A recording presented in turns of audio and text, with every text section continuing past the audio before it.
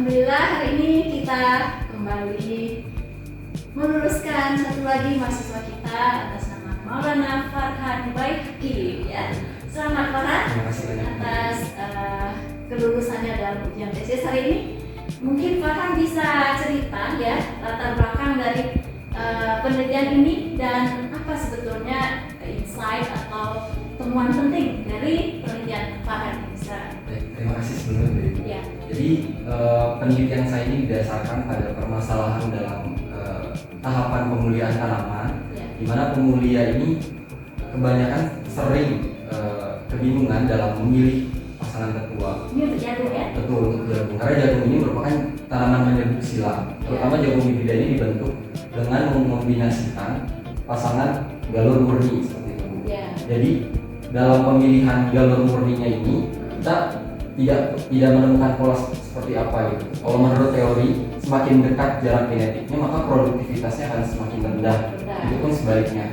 Nah, di penelitian ini kami mencoba untuk membuat suatu pendekatan bagaimana caranya untuk kita tidak perlu menguji pasangan tetua satu persatu. Ya. Karena itu sangat merepotkan dan sangat tidak efisien. Ya. Misalnya kita mempunyai populasi 100 tetua, apakah kita perlu menyilangkan satu persatu, itu kan menjadi tidak efisien. Oleh karena itu pendekatan ini memfasilitasi bagaimana caranya kita memanfaatkan informasi kemiripan dari tetua berdasarkan marker molekuler yang mana itu tidak dipengaruhi oleh lingkungan. Ya. Kita bisa memprediksi fenotipik dari hibridanya tanpa perlu menguji melakukan pengujian probe ini gitu, untuk memvalidasi seperti itu. Jadi kita bisa mengefisiensi dari segi waktu, tenaga dan biaya seperti itu. Jadi dari populasi yang ada, Farhan petakan bagaimana kekerabatan genetiknya berdasarkan data genomik. Ya. Kemudian dicoba divalidasi, ya divalidasi di percobaan berikutnya apakah betul yang tadi berjauhan hasilnya akan lebih baik begitu. Dan itu bisa divalidasi ya. Dalam penelitian saya ini alhamdulillah dapat terbukti bahwa memang pasangan persilangan dengan galur tetuanya ini jarak genetiknya dekat, produktivitasnya rendah. Sedangkan yang jauh itu produktivitasnya tinggi.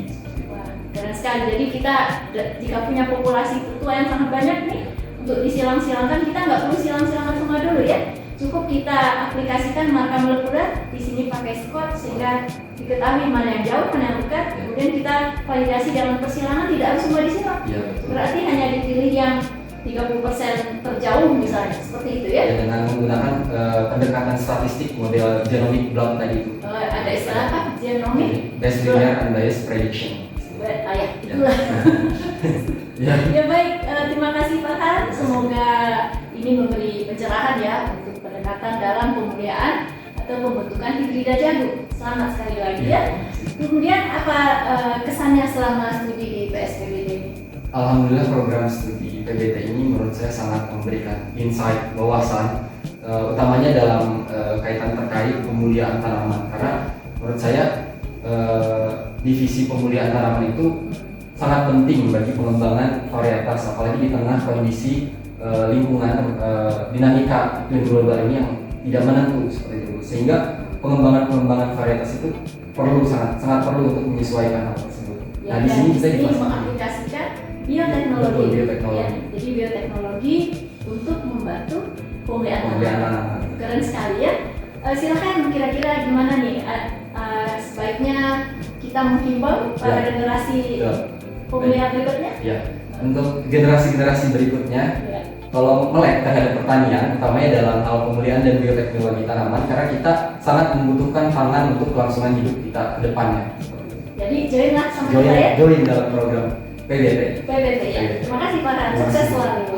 Ya, demikian teman-teman semua, sukses selalu buat semuanya. Assalamualaikum warahmatullahi wabarakatuh.